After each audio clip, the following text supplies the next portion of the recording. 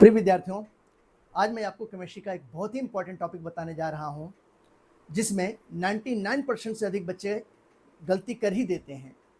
आइए, आज का टॉपिक क्या है। हम लोग एसिडिक स्ट्रेंथ के बारे में जानेंगे हाइड्राइड कंपाउंड्स में, और ऐसे हाइड्राइड कंपाउंड्स जो सेम पीरियड में प्रेजेंट हैं, जो सेम ग्रुप में प्रेजेंट हैं, ऐसे मॉलिक्यूल्स के बारे में देखेंगे। तो अगर हम लोग देखें तो यहाँ पे कुछ कॉन्सेप्ट है, इस कॉन्सेप्ट को आप ध्यान से समझिएगा। जब हम लोग ग्रुप की बात करते हैं तो जैसे जैसे किसी भी ग्रुप में ऊपर से नीचे की तरफ आएंगे, एटम का साइज बढ़ता जाएगा।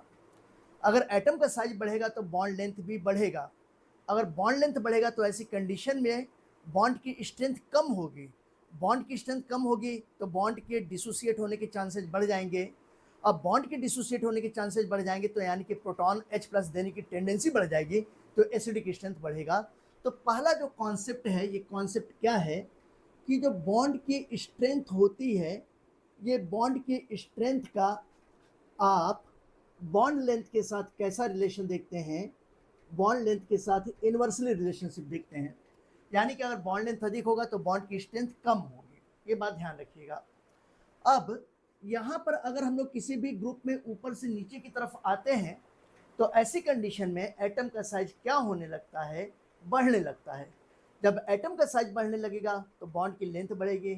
बॉन्ड की लेंथ बढ़ेगी तो बॉन्ड की स्ट्रेंथ कम हो जाएगी। बॉन्ड को डिसोसिएट करने के लिए कम एनर्जी की रिक्वायरमेंट होगी, ठीक है ना। बॉन्ड एनर्जी की वैल्यू कम हो जाएगी, यानी कि अब ये आसानी से H+ दे सकता है, प्रोटॉन दे सकता है। जैसे अगर मैं यहाँ पे एक एग्जांपल की बात करता हूँ तो ये देखिए एग्जांपल कौन सा हुआ। जैसे मैं अगर हम बात करूँ कि 17 ग्रुप का, जैसे HF हो गया, ये HCl हो गया, ये HBr हो गया और ये HI हो गया। यहाँ पर हाइड्रोजन का साइज तो हर जगह कंसिस्टेंट है। ये देखिए हाइड्रोजन का साइज ये हो गया, यहाँ पर देखें आप, ये हाइड्रोजन का साइज हो गया, यहाँ पर हाइड्रोजन का साइज ये हो गया, मान लेते हैं यहाँ पे हाइड्रोजन का साइज ये है। मतलब मैंने चारों जगहों पे ऑलमोस्ट सेम बनाया है। अब मैं फ्लोरीन की बात करता हूँ तो फ्लोरीन एटम का साइज जो सबसे छोटा होगा। फ्लोरीन के कंपेयर में जो तक क्लोरीन का साइज जो बड़ा होगा। क्लोरीन के कंपेयर में ब्रोमीन का साइज और ज़्यादा बड़ा होगा, और ब्रोमीन के कंपेयर में जो आयोडीन का साइज जो सबसे बड़ा होगा।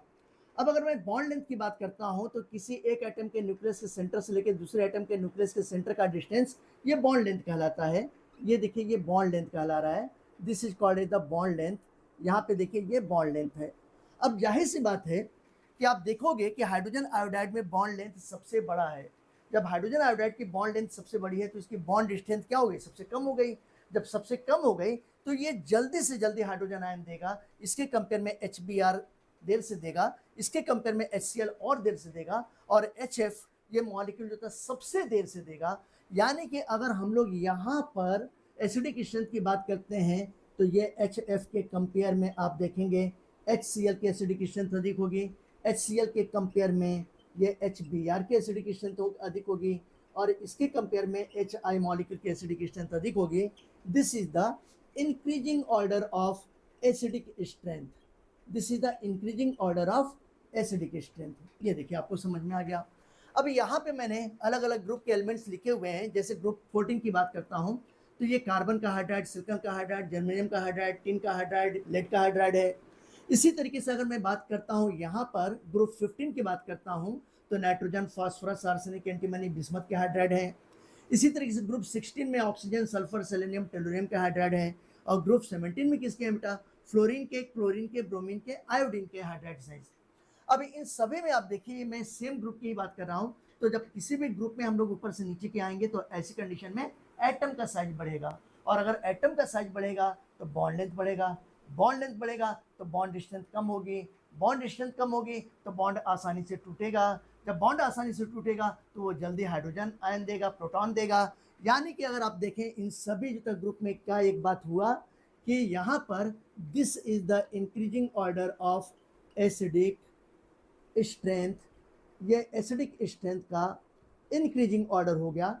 ये बातें आपको समझ में आ गई होगी। अगर हम लोग किसी भी ग्रुप की बात करते हैं तो जैसे मान लीजिए सपोज कीजिए कि यहाँ पे अगर हम कार्बन के साइज की बात करते हैं तो कार्बन एटम का साइज अगर यहाँ पर ये इस तरीके से हुआ तो सिलिकॉन का साइज जो था इसके कंपेयर में बड़ा होगा, जर्मेनियम का साइज होता है इसके कंपेयर में और बड़ा हो जाएगा, टिन का साइज होता है इसके कंपेयर में जो है और बड़ा हो जाएगा, और लेड का साइज होता है इसके कंपेयर में और ज़्यादा बड़ा हो जाएगा। तो आप देख रहे हैं कि एटम का साइज बढ़ता जा रहा है, और यही ट्रेंड ग्रुप 15, ग्रुप 16, ग्रुप 17 इन सभी में काम करता है। उम्मीद करता हूँ कि आज का वीडियो लेक्चर आपको समझ में आया होगा।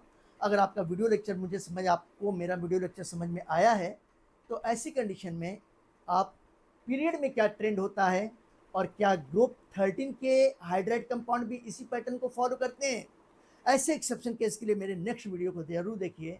Okay, thank you for watching.